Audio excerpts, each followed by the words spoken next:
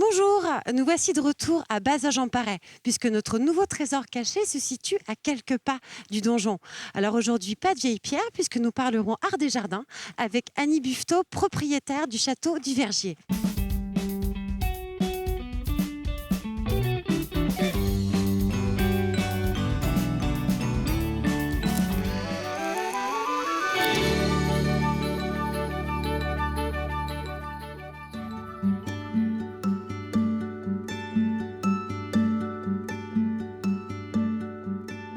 Il est des endroits uniques, des lieux préservés où il fait bon être, des espaces intemporels qui nous captivent. Il existe des milieux sereins qui nous apaisent. Créé au XIXe siècle, magnifié à partir de 1986, le jardin du château du Vergier est un écrin de verdure, une bulle d'oisiveté et une symbiose avec la nature.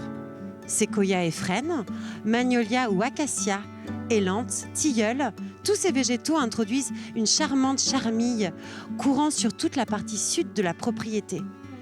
Le jardin est un lieu d'envie qui se vit, où la nature évolue, impose son rythme et son temps.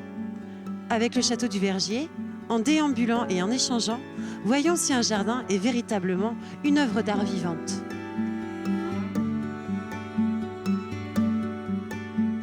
Annie, bonjour.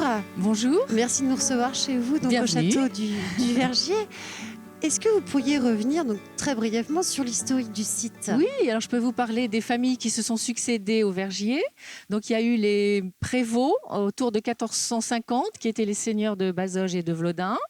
Ensuite les Jouffrillon qui ont acheté le Vergier en 1750. Et par le mariage d'une fille Jouffrillon, Julie Jouffrillon, avec Henri Pervinquière, les Pervinquières sont devenus les propriétaires au milieu du 19e siècle. Et ils ont transformé la maison avec son toit d'ardoise et son allure actuelle. Et nous avons acheté en 1986. Alors finalement, ça fait plusieurs siècles que le Vergier est occupé, il a été repris, le château a été transformé, le parc également. Alors nous nous situons ici en plein bocage vendéen. Annie, lorsque l'on aime et que l'on entretient son jardin, croyez-vous qu'il faille écouter le site, et je pense notamment à son histoire, à sa géographie? Tout à fait. Les lieux nous obligent. En fait, il y a un devoir d'harmonie. Et de toute façon, le terrain et la météo locale nous empêchent certaines essences. Néanmoins, il y a des apports très heureux comme le séquoia gigantea qui est arrivé des États-Unis il y a 2 siècles.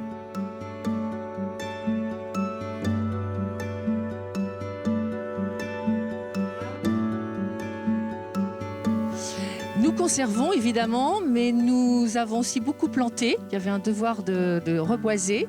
Il y avait ici la prairie qui avait gagné du terrain et on avait des vaches partout. Donc nous avons beaucoup reboisé. Moi, ce que j'aime beaucoup au château du Vergier, donc quand on regarde cet espace qui aujourd'hui est aménagé, c'est que tout le jardin a été investi. Et Oui. notamment par les enfants. C'est Par un les lieu enfants, de vie. oui, c'est une maison familiale, donc elle vit toute l'année au gré des vacances. Les enfants l'occupent. Et ça, c'est très riche. Bon, Annie, maintenant, moi, je suis très curieuse pour voir la charmille. Est-ce que vous m'y amenez? Oui, bien sûr, on y va tout de Allons-y. suite.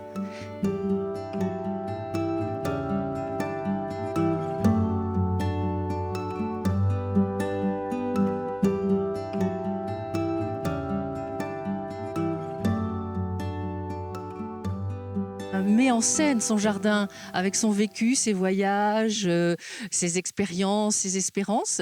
Et je pense que c'est une succession d'artifices avec la succession des propriétaires. Nous-mêmes, nous avons contribué en créant une allée à l'occasion du mariage de notre fille. On l'a appelée naturellement l'allée de la mariée. C'est très joli.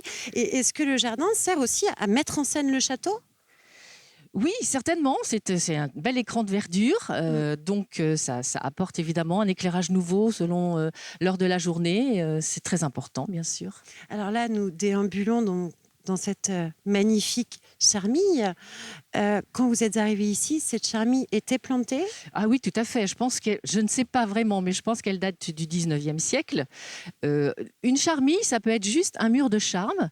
Et nous, on a la chance d'avoir une voûte, un passage. C'est vraiment quelque chose qui me parle. Et plus que des présences animales, j'y entends des présences humaines. Je sens qu'ici, c'est passé des choses, Oui. peut-être des confidences, des cœurs qui battent, du recueillement, des choses comme mélange ça. de tout ceci, Oui, certainement. oui, oui. Merci Annie, continuons.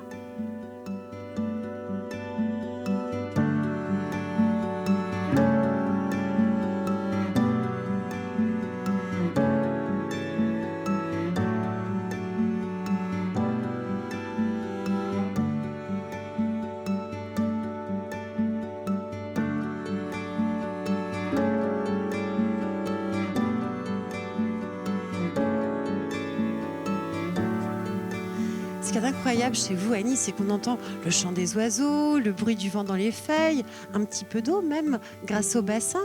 Alors, l'académicien Eric Orsena dit toujours que tout jardin est musical. Qu'en pensez-vous? Tout à fait. Moi, j'écoute très peu de musique quand je suis à l'extérieur. Je me sens pas blasée par le son et les bruits du jardin. J'aime toujours autant écouter le vent dans les feuilles de peuplier, les animaux, les chouettes la nuit, les grenouilles au printemps, les oiseaux de toutes sortes. C'est très différent chaque jour ou pratiquement chaque jour, et c'est pas dissonant, c'est vraiment un orchestre top.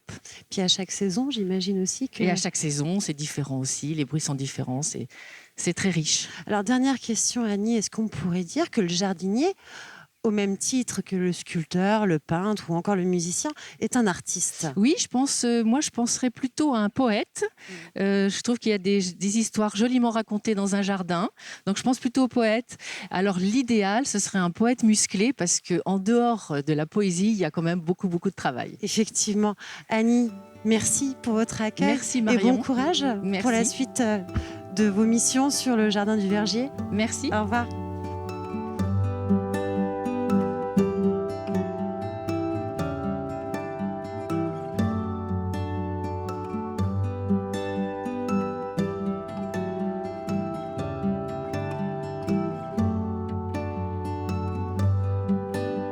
Le château du Verger est une propriété privée qui ouvre néanmoins ses portes occasionnellement lors des randonnées organisées par l'association Bazogèse au cœur du Bocage.